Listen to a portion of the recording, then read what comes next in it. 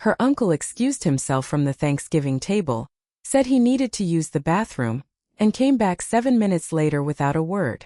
He sat down in front of a full plate of food and didn't touch it again for the rest of the night. Didn't finish his wine. Didn't crack another joke. Just sat there very still with an expression on his face I recognized immediately. The look of a man who realizes he's been standing on a trap door the whole time and has only just heard it creak. That was the moment everything changed. But to understand what happened when Prescott Waverly went looking for my name on the internet and came back a different man, you have to go back about 45 minutes earlier, to the moment my wife stood up from the Thanksgiving table and told her entire family that I was unemployed and living off her paycheck. She didn't whisper it. She didn't pull someone aside in the kitchen and let it slip in the apologetic way people share embarrassing information about the people they love. She announced it right there over the sweet potato casserole and the carved turkey, in front of 9 people who had spent the previous hour sizing me up. And when she finished, they laughed. Not a polite, uncomfortable laugh. Not the strained chuckle of a family trying to be kind. An open, honest, delighted laugh. The kind that fills a room from the corners out and leaves absolutely no question about whether the joke landed. I sat there with a fork in my hand and said nothing. My name is Harlan Voss. I'm 43 years old. I grew up in Dayton, Ohio, the son of a parts machinist and a school cafeteria worker. I built everything I have from the ground up. No family money, no inherited connections, no safety net beneath me. I know what it is to eat ramen at a desk at 2 in the morning because you spent all your operating capital on a software contractor who might save your company or might not. I know what it is to watch your bank balance drop below the number that scares you and keep working anyway, because stopping is not something you've been built to do.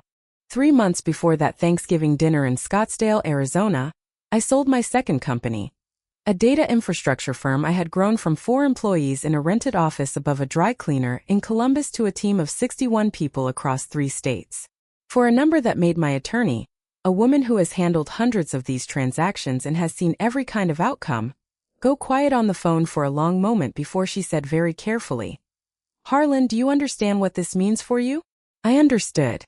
I also understood that I had not told my wife the full picture of what had happened. That was a decision I had made deliberately, and I was about to reckon with it in the most public way I could have imagined. That I met Cecile Waverly at a business conference in Denver 4 years ago. She was presenting on a consumer branding panel, talking about how mid-size companies miscommunicate their own identity to the market in ways that compound over time and become structural liabilities.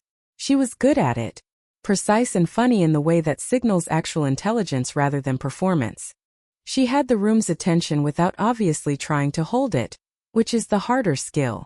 I introduced myself afterward and she shook my hand and said, "I've heard of you. You sold the logistics company." She had done her homework. Or she simply remembered things worth remembering. Either way, I was interested. We dated long distance for 8 months before she asked me to move to Scottsdale. I didn't love the desert heat. I'm a person built for 4 seasons. For the kind of cold October that makes you grateful for coffee and good coats, but I loved her. I sold my condo in Columbus, found a house near the McDowell Mountains with views that made the heat almost worth it, and relocated. Cecile was brilliant and she knew it. For the first 2 years of our marriage, that combination was something I found genuinely energizing. She ran brand strategy for a mid-size marketing consultancy in downtown Phoenix, their best person, and she knew that too. Where things started to drift was around the time I sold the data infrastructure company. I had been building it quietly for 6 years. The name wasn't attached to my own. It operated under a holding structure that made sense for the kind of institutional clients we were attracting. Large enterprises that want to know they're dealing with a firm rather than an individual. Cecile knew the general shape of it, but not the specifics. She knew I had a business. She knew it was in data and systems work. She knew it was doing reasonably well. What she did not know, because I had been very deliberate about not foregrounding my financial situation in the early months of our relationship, was the actual scale of it. What it had become. What it would eventually sell for. I had been burned before. Not catastrophically, but enough to make me careful. There was a person earlier in my life who shifted orientation the moment she sensed the presence of money. The way she talked to me changed. The way she introduced me changed. I became useful in a different, more instrumental way. And once I saw it, I couldn't unsee it. After that, I got into the habit of holding certain information back until I understood who someone was without it. By the time I understood who Cecile was in the ways that mattered most, how she moved through difficulty, how she treated service workers and strangers, how she handled being wrong, we were already deep in each other's lives. The right moment for the full financial conversation had never quite arrived, and I had told myself, in the way we tell ourselves convenient things, that I would get there eventually. Then the company sold and I was in an extended transition period. No salary, no active daily income, working through the structural questions of what to do with the proceeds and what I wanted to build next. From the outside, if you weren't paying close attention, it looked exactly like I wasn't working. Cecile wasn't paying close attention. I realized, looking back, that she had stopped paying close attention some months before the sale, and I had been too occupied with the final stages of the transaction to notice. I should have sat her down and laid out the full picture. I know that. I've known it for a while. I don't offer what comes next as an excuse for my own silence.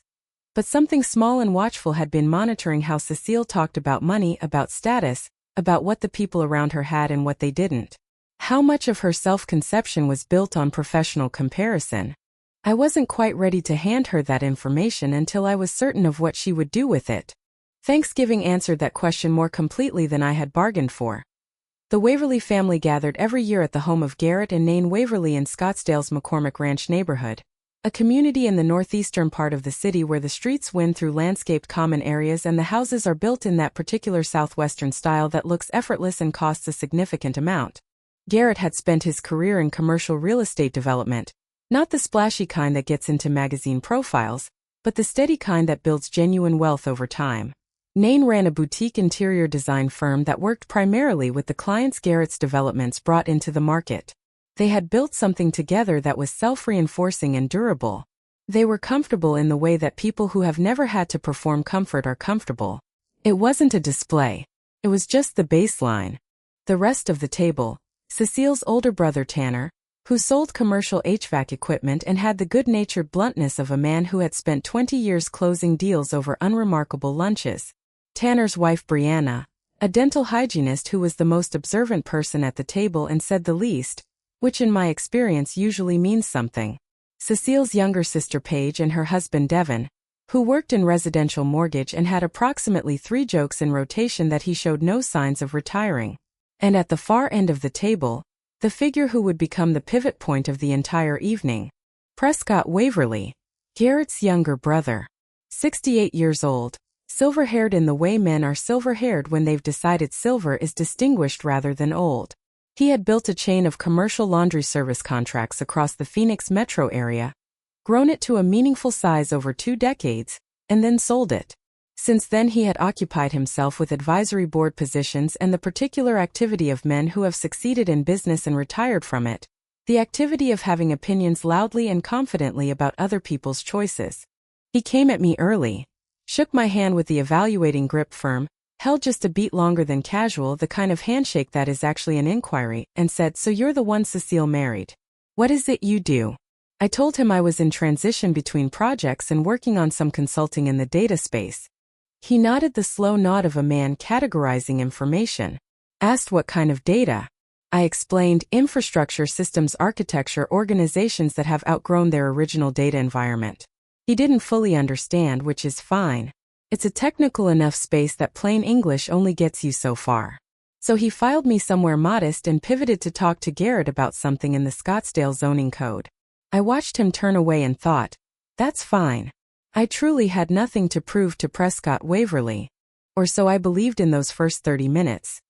The dinner itself was excellent. Nain was an exceptional cook, the kind who treats hosting as a genuine craft rather than an obligation. The turkey had been brined for 2 full days. 3 pies. A California Pinot that Tanner had brought back from a trip everyone agreed was worth repeating. The conversation moved through the predictable channels. Phoenix real estate, a golf weekend in Sedona that had gone sideways in a way that involved a rental car and an elk, Devin's most recent commission. I listened more than I spoke. This is how I am at tables full of people I don't know well. I watch. I track the architecture of the social dynamics, who defers to whom on what subjects, how the hierarchy is enforced and who enforces it. This table operated with Prescott at its unofficial center, Garrett as the grounded anchor he orbited around, and everyone else arranging themselves in the familiar patterns of families who have had these dinners for decades. We were about an hour in. Main course cleared. Dessert not yet out. The table in that particular after-dinner zone where conversations get a little looser and people start saying things they might measure more carefully earlier in the evening. Devin had just finished describing a large mortgage, a family from Portland relocating to Scottsdale, a number he was clearly pleased with. Then Tanner made a joke about the economy, about people who'd been let go and were struggling to land on their feet. Not a mean joke. The kind that lands when everyone at the table is secure enough to find economic fragility in other people amusing at a comfortable distance. I watched Cecile as Tanner finished the joke. I saw what happened in her body, the almost imperceptible straightening. The slight shift in posture that I knew from years of paying attention meant she was recalibrating what she was going to say next. She said, "Well, we're managing fine. I'm covering everything right now while Harlan figures out his next move." She said it lightly, conversationally, the way you'd mention having picked up the check for a friend who'd had a rough month. Nothing dramatic, just information offered as a small, unremarkable fact. The table went briefly quiet in the particular way it goes quiet when something notable has been said in an easy tone. Then Prescott said from the far end, "Figures out his next move." There was amusement in it. Not hostile, not mean. Just entertained. Like a man who has seen this particular film before and knows how it goes. Cecile laughed. You know how it is. He had some consulting work for a while, but it sort of dried up. These things happen. What happened inside me in that moment was not hot anger. I don't go hot. I went cold, in the particular way I go cold when something that was unclear becomes suddenly and completely clear. I understood exactly what Cecile was doing. She was managing the room's perception of herself by locating me below her in the family's estimation. She was spending a version of me, a smaller, more manageable, more socially convenient version, as currency at her family's table. And the transaction was working. Tanner laughed first.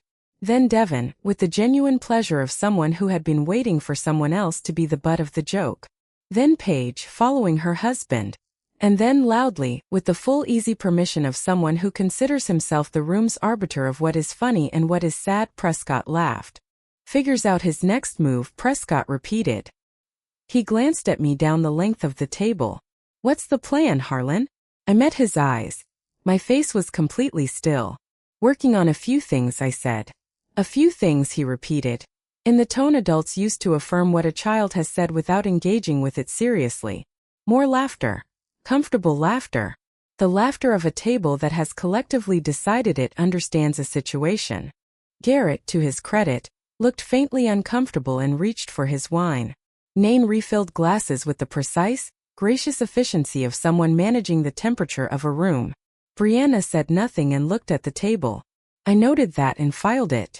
Cecile did not look at me, did not correct anything. She laughed with the room, reached for her wine glass, and moved on to something else that I excused myself about 10 minutes later. Said I needed some air.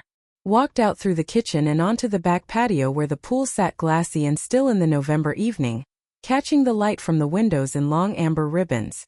I stood there for a few minutes. The air was cool in the way Scottsdale air gets cool in November. Not the cold I grew up with in Ohio, but something thinner than summer with actual edges. I went through my options methodically. I could go back in and clarify. I could pull Cecile aside privately. I could let it pass and address it at home. Or I could return to the table, eat dessert, and let the situation develop on its own. This last option was not passive. I want to be precise about that.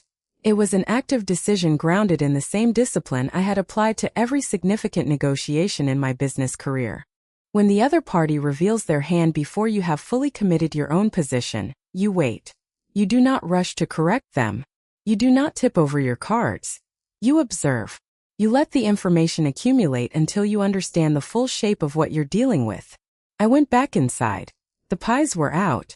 The coffee was good. Prescott was holding court about a development project near Tempe Town Lake. Everyone was listening in the way people listen when the loudest person at the table is speaking. Nobody noticed that I was watching Prescott in particular. reading the casual certainty of a man who has categorized me correctly and moved on to more interesting subjects. Then Prescott said he needed to use the bathroom. He was gone for what I clocked, without making it obvious that I was clocking it, at approximately 7 minutes. Not 90 seconds. Not 2 minutes. 7. With an intention in it. When he came back, he was different. He stood behind his chair for a moment before sitting down. Just a moment, not long enough for anyone else to register, but long enough for me to see it. His hand rested on the back of the chair. His eyes moved to me, not to the table, not to Garrett, directly to me, with an expression I recognized immediately because I had worn it myself in business meetings when I had just received information that had significantly rearranged my understanding of a situation. He sat down slowly. He looked at his plate. He did not pick up his fork. I did not say anything. I finished my coffee. I listened to Devin say something about the pecan pie. I watched Prescott's stillness in my peripheral vision and waited. His pie sat untouched. His wine glass stayed full. He had come back from the bathroom a different man than the one who had left, and the table could feel it, even if nobody could name it. Conversation stumbled slightly. Paige asked him something about his advisory work and he answered briefly, without his usual elaboration. Nain looked at him once with a questioning expression, and he met it with a small headshake that meant later. He left early. Said he had an early morning, hugged Nain, shook Garrett's hand. When he came around to me, he extended his hand and said very carefully, "Good meeting you, Harlan." Not the easy, slightly condescending warmth from before. Careful. Measured. The voice of a man who now had different information. "Good to meet you," I said. I shook his hand. He held it a beat longer than before. Then he nodded. A small, precise nod, the kind that carries something in it, and walked toward the door. I watched him go. Then I finished my coffee. I in Cecile's car on the way home. With the Phoenix lights spread out below us and the radio playing quietly, she said the dinner had gone well. She sounded satisfied, the particular satisfaction of someone who has navigated a social event according to plan. "Do you think so?" I said. She glanced at me. "You're quiet." "I'm tired." She accepted that and didn't push. We drove the rest of the way with the radio and not much else. That night I lay awake for a long time, not in anguish, but in the particular alert stillness that comes when I am working through something. I thought about Prescott's face when he came back from the bathroom. I thought about what he had found because I knew what was out there, and I knew that anyone with a search engine in 7 minutes would find enough to significantly revise their assessment of Harlan Voss. I thought about what Cecile had said and what she had not said, and what it meant that she had assembled a public version of me out of the materials her incomplete understanding provided, and spent it for social positioning without a second thought. The information I had withheld from Cecile was supposed to protect me. I had wanted to be known for who I was before I was known for what I had. That's a reasonable thing to want. But at some point the caution had crossed a line. It stopped being protection and started being a form of withholding that created a vacuum. And Cecile had filled that vacuum with a version of me that was available and useful. The story she told at Thanksgiving was not a lie she invented. It was a story my silence had made possible. And she had chosen to tell it in the worst possible way, in front of the worst possible audience, at the worst possible moment. Both of those things were true simultaneously, and I had to hold both of them at once. The call came 3 days later. I was in my home office working on a framework for a potential advisory engagement with a logistics group out of Tempe, when my phone showed a number I almost didn't recognize. Prescott Waverly. I let it ring twice. Then I answered. "Harlan." His voice was different from the dinner, the authority was still there, structural with him built in. But the ease was gone. He was leveled. Deliberate. "I hope I'm not interrupting." "Not at all." A pause. "I want to apologize for some things I said at dinner Thursday. I was operating on incorrect assumptions." I waited. I didn't fill the silence. "I looked you up," he said, after I left. Actually, before I'd even pulled out of the neighborhood. I suspected something like that. The data infrastructure firm. The one that sold in September. That was yours. It was. And the logistics company before it. The one in Columbus. That one too. I heard him breathing, slow and deliberate. "Harlan, I made a fool of myself at my brother's dinner table. You were working with what you had, I said. And I meant it. I hold no lasting resentment toward people who make wrong assessments on incomplete information. That is simply being human. What I hold accountable is something else entirely. The choice to use another person's apparent smallness as a social tool. That choice was Cecile's. Prescott had simply taken a cue she offered and run with it. That's different. My whole life, Prescott said after a moment, I've prided myself on reading people correctly. First 30 seconds, I know who I'm dealing with. It's worked well for me in business.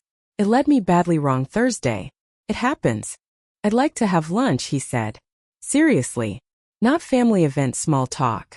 I'm working with a group trying to restructure data systems for a hotel property portfolio.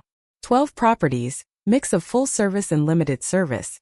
All running on legacy technology that's become actively hostile to growth. I think the approach they've been taking is fundamentally wrong. I'd like to get your eyes on it. We had lunch 2 weeks later at a place he chose on the north side of Camelback Mountain. A quiet, serious restaurant where the service doesn't perform and the food is actual. He was completely different from the Thanksgiving version. Attentive, willing to be corrected, genuinely curious rather than looking for validation. The problem he laid out was real and more complex than he'd initially described.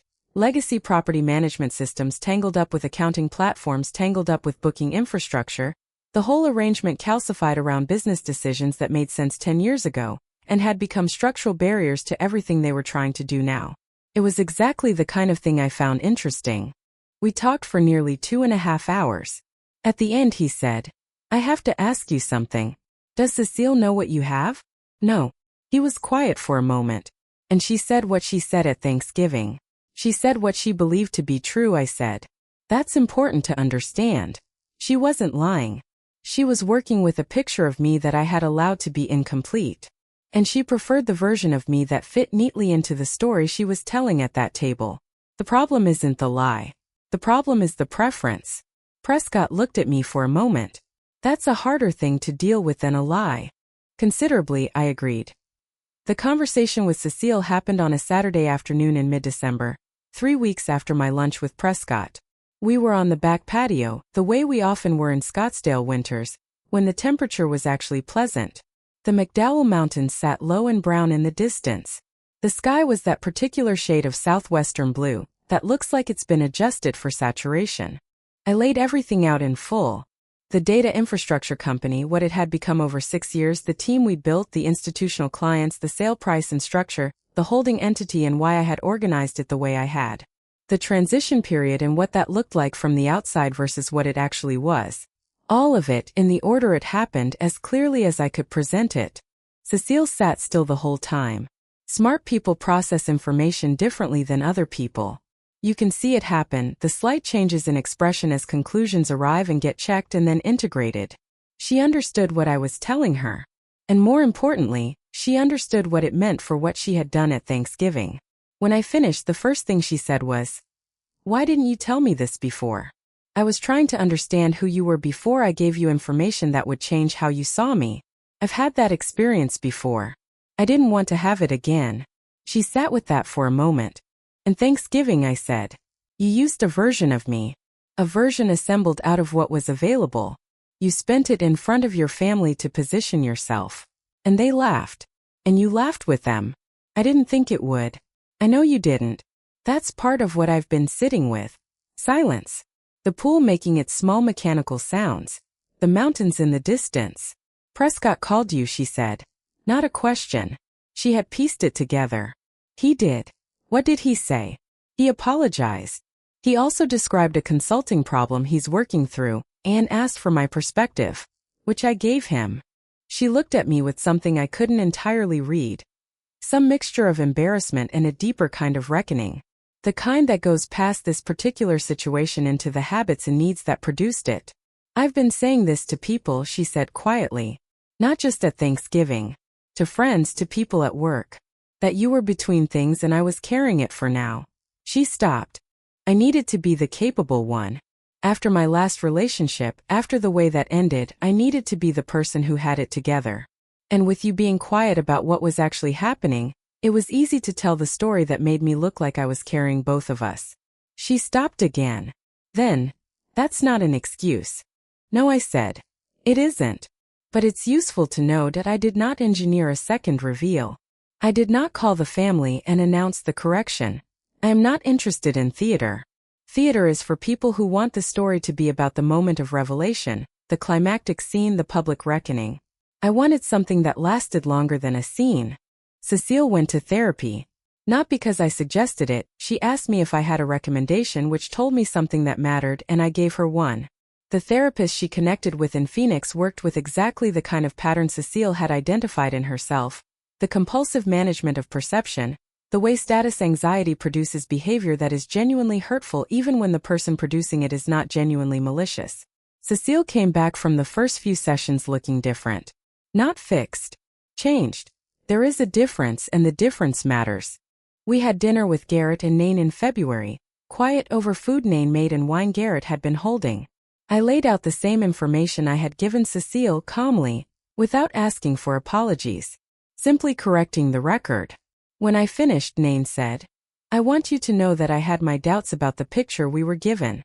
There was something off about it. There usually is when someone is very quiet at a table. It's not usually evidence of defeat." Garrett shook my hand at the end of the evening with a different quality of grip than November.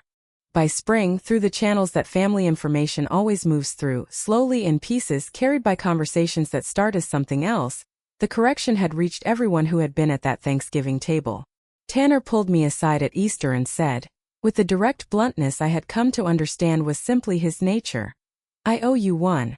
I laughed when I shouldn't have, and I knew it felt wrong when I was doing it. He said it plainly without dressing it up. I told him it was settled, and I meant it. Brianna, Tanner's wife, the one who said the least and observed the most, said something to Cecile privately that I only heard about secondhand. She said she had known at the table that something was wrong with the story. She said it in the matter-of-fact way of someone who had been waiting for the rest of the room to catch up. Prescott and I have now had 5 professional meetings since that lunch near Camelback Mountain. The hotel portfolio situation turned out to be substantially more complex than his initial description suggested. A kind of organizational archaeology that requires patience and a willingness to suspend assumptions about what the solution should look like before you fully understood the problem. We are still working through it. At our third meeting, over coffee at his office near Kierland, he said something that has stayed with me. "I've been asking myself why I ranked you the way I did so quickly. I've been in business for 40 years. I know better than to form hard judgments from surface signals. But I did it anyway, and I did it confidently. The information you were given made it easy," I said. "That's true. But I've been given bad information before and caught it. This time I didn't even question it. I think it's because the story Cecile told confirmed something I was already inclined to believe, that a man who didn't have a particular kind of visible success at the table probably hadn't managed to build any. That's a bias I should be better at catching." He paused. "The thing that bothers me most is that I didn't catch it until the data contradicted it. I should have caught it at the table just from how you sat in the room." "How did I sit in the room?" He thought about it. "Like someone who had nothing to prove," he said. And I read it as passivity. "Here's what I know now that I didn't know at that Thanksgiving table. You can be private without being opaque. Those are not the same thing, even though they can look identical from the outside. Privacy is choosing what to share and when, based on what the relationship can hold and what trust has been established. Opacity is building a wall around yourself, and expecting the people on the other side of it to wait indefinitely without filling in the blank spaces themselves. I had been opaque when I thought I was being private, and the Thanksgiving table was where I found out the difference. The information I held back from Cecile was supposed to protect me. I had wanted to be known for who I was before I was known for what I had. That is a reasonable thing to want. But at some point my caution had created a vacuum. And Cecile had filled that vacuum with a version of me that was available and convenient. The story she told at Thanksgiving was not a lie she invented. It was a story my silence had made possible. And she had chosen to tell it. That choice was still hers. Both things are true simultaneously. I have had to hold both of them at once, which is harder than holding just one. Cecile and I are still together. We are not the people we were at that dinner. We are better at the truth now, both of us, in ways that were uncomfortable to arrive at, and that I would not trade for the easier version of the marriage we might have continued to have. The house near the McDowell Mountains is still ours. The pool still catches the afternoon light. Next Thanksgiving will come around. They always do. And we will probably be at Garrett and Nane's table with Tanner and Brianna, with Paige and Devin and his 3 jokes, and with Prescott at the far end, silver-haired and confident, and no longer looking at me the way he looked at me that first November. He will look at me the way he looks at me now across the table from a hotel portfolio problem we are solving together, with the particular respect of a man who misjudged a situation and had the honesty to say so. That is worth more than the performance of a correction. It is more durable than any dramatic scene. It is the thing that stays. If this story hits somewhere real, drop it in the comments. Subscribe for more. And if you've ever been underestimated by the one person who should have known better, this one's for you. You next time. I'll see.